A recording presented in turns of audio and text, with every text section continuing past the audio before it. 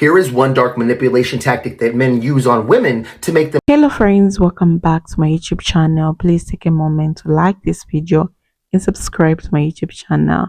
So in today's video, we'll be talking about this heavy but necessary topic, real life confessions from men about how they manipulate women. Now, before we get into it, I want to make it clear. This video is not about bashing men, it's about awareness. These are the real tactics shared by men on forums, podcasts, and social media, and if we don't talk about it, many women won't even realize they're being emotionally played. It's not just about ghosting or breadcrumbing anymore.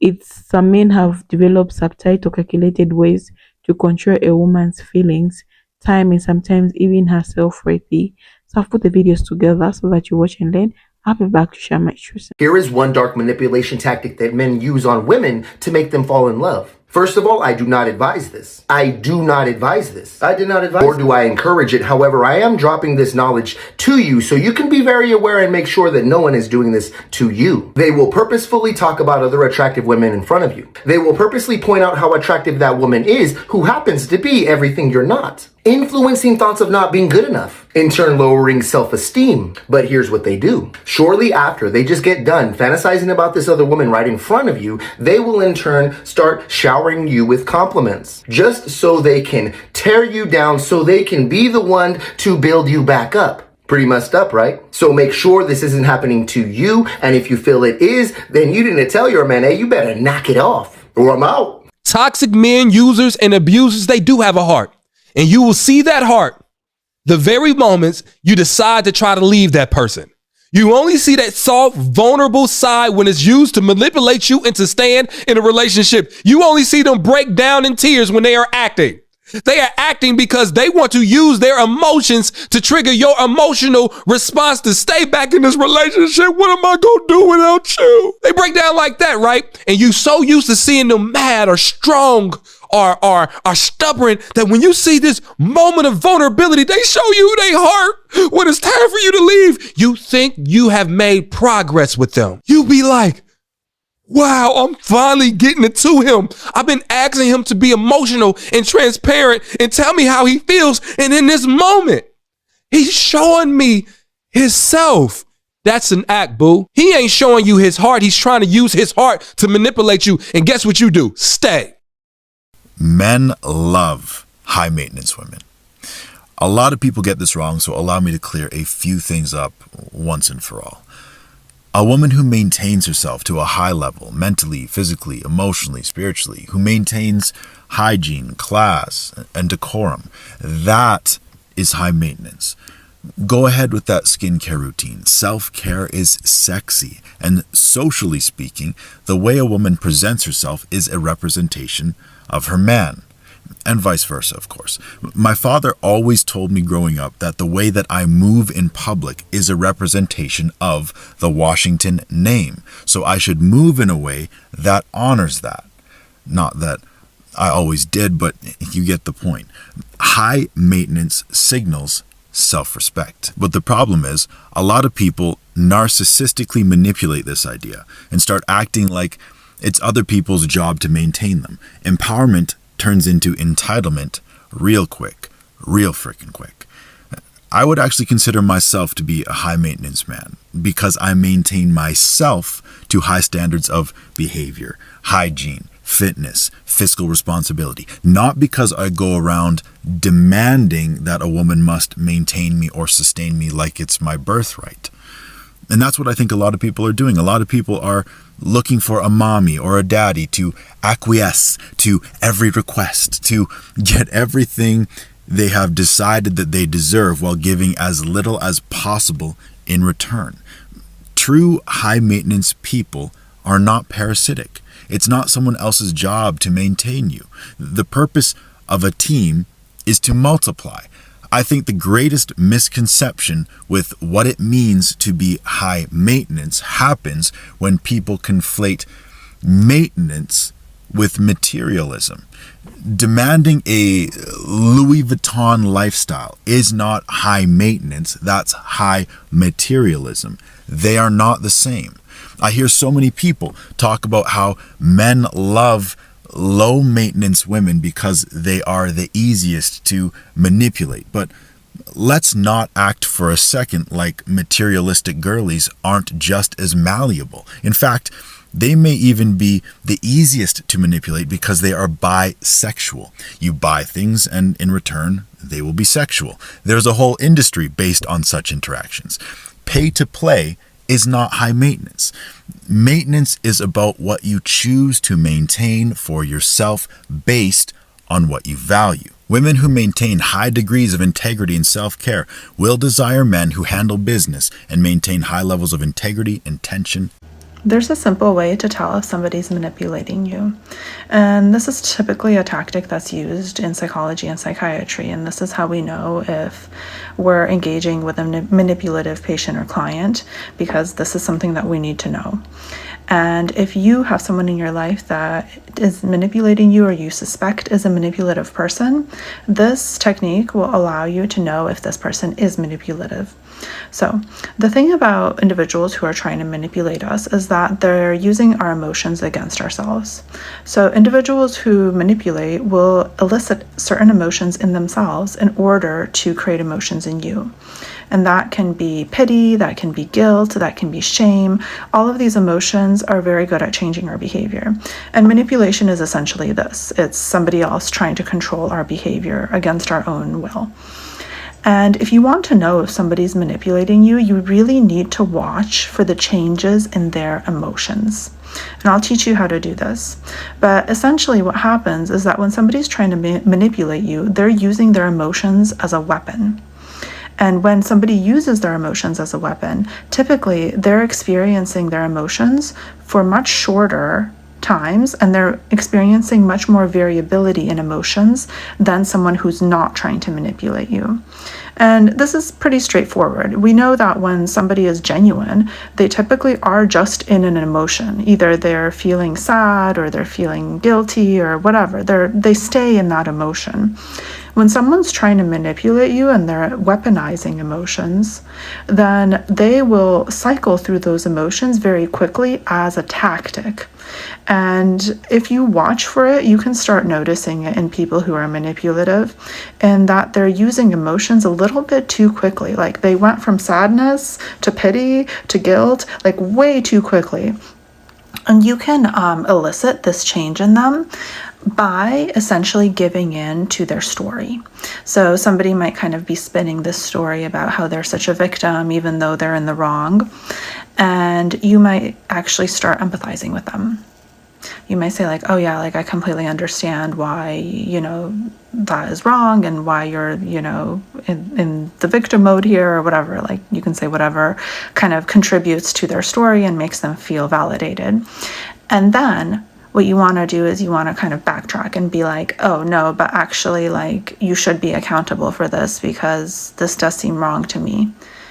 And so watch what they do when you do this, because somebody who's manipulating you will switch very quickly to a new emotional tactic. So maybe they'll go from victim to anger, right? Like maybe they'll be in that space of trying to elicit pity from you, and they'll quickly straight go to like, no, it's your fault, and they'll be really angry at you. Or maybe they'll go into a completely new emotion, like they'll try to guilt you.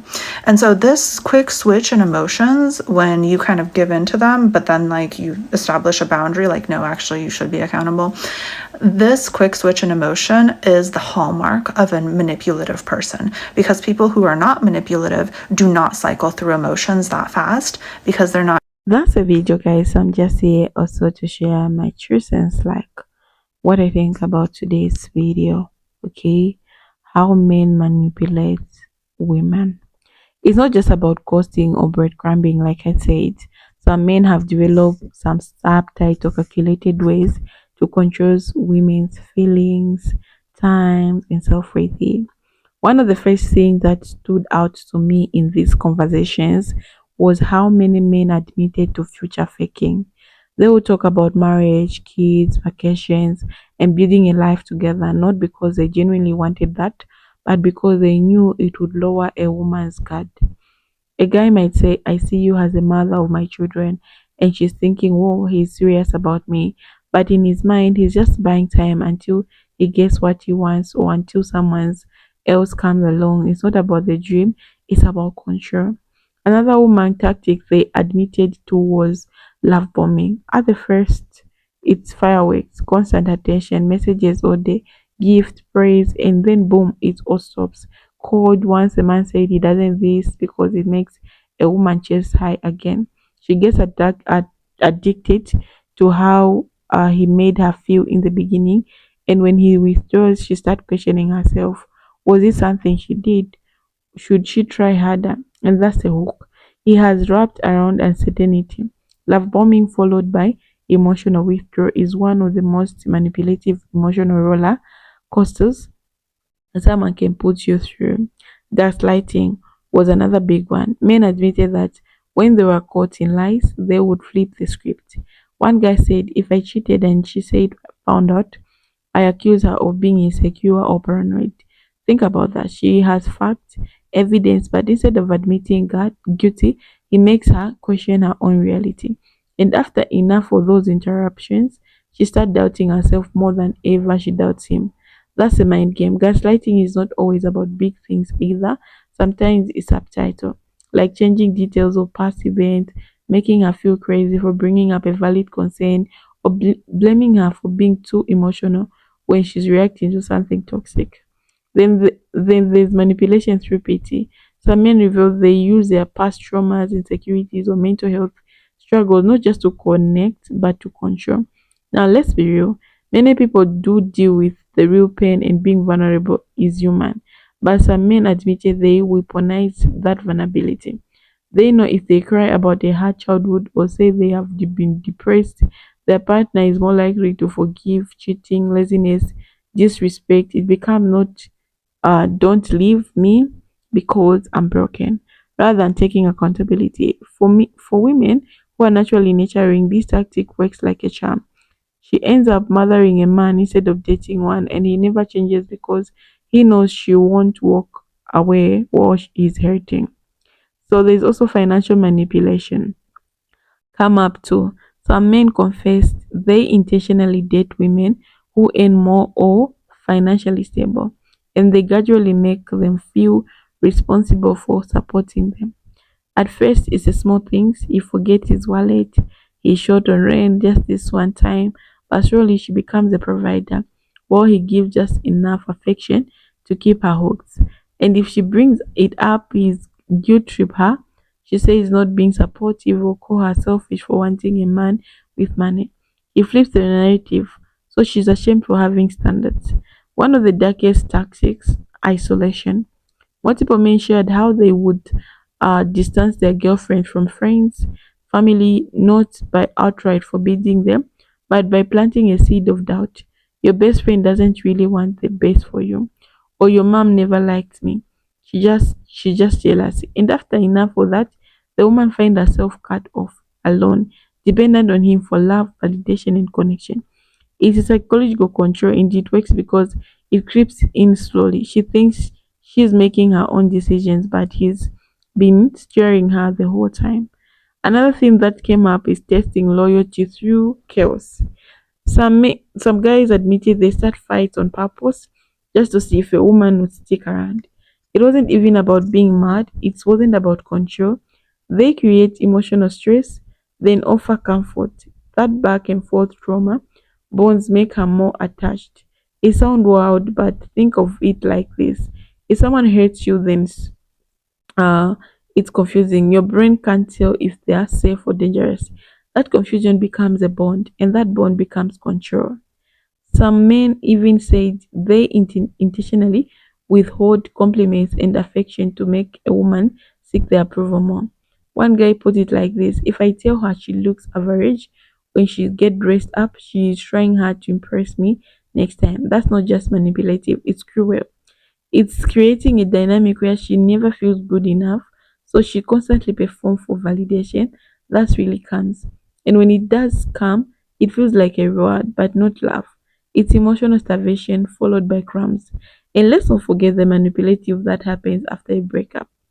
Some men confess they keep an ex around for attention and ego boost, not because they want to get back together, but because they don't want her to move on, they'll send I miss you text or randomly like her Instagram post just enough to steer her emotions, then disappear again. It's not true reconciliation, it's possession. They don't want her, but they don't want anyone else to have her either. What's wild is how many of these men don't see what they're doing as wrong. They frame it strategy, not harm. They say things like, it's not my fault. Women fall for it, or if they let me get away with it, that's on her. But manipulation is not about strength, it's about exploitation. It is time we talk about it openly, not to scare women, but to empower them, to recognize patterns, to build self trust, and to know when it's time to walk away. If you ever felt confused, drained, or doubting yourself in a relationship, listen to that. Manipulation thrives in silence and self-blame. But once you name it, once you see it clearly, you take your power back. So keep asking questions, keep trusting your gut, and don't be afraid to set boundaries that protect your peace. That's not you being too sensitive. That's you refusing to be played like it's a game. So let me share one story. Like, I have a friend who's in a relationship with this man, okay, but this man, like he like this person just gave her conditions, okay. She's not supposed to work, she's supposed to be home. All right, she's not supposed to bring friends, she's not supposed to go out. When she goes out, she's supposed to dress in a certain way, not like a short dress. She can't wear that. She don't have to look nice when she's going out. She's not supposed to have a garden man outside. She's not supposed to have a house helper, because and she's not supposed to have a friend. So let me share one moment, like what really happened. Like, this man called and she had a friend inside, and the friend was touching her hair, and this man accused this girl of being gay. Like, she's a lesbian with this girl. Like, really? So he was even saying those things like loud. The friend is listening, and the friend got upset, blocked her. Again, this man said they live in different countries, of course.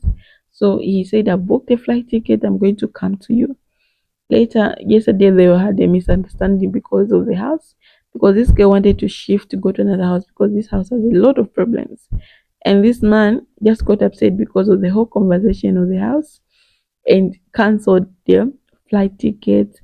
He had just sent the emails, I've cancelled, you're not a good woman, I don't need you. I need a proper woman, you're less of this, me I'm this. Like, this man gaslight her, manipulate, because in the name of she can't afford to pay for her house alone. So like her peace is being, she's not happy. As much as this guy is doing things for her, she's not happy. Okay, yeah. So this is what really happened.